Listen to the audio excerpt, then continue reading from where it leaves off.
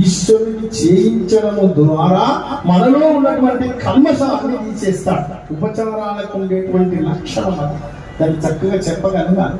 లోకంలో మనం అందరం అనుకుంటూ ఉంటాం ధూపమే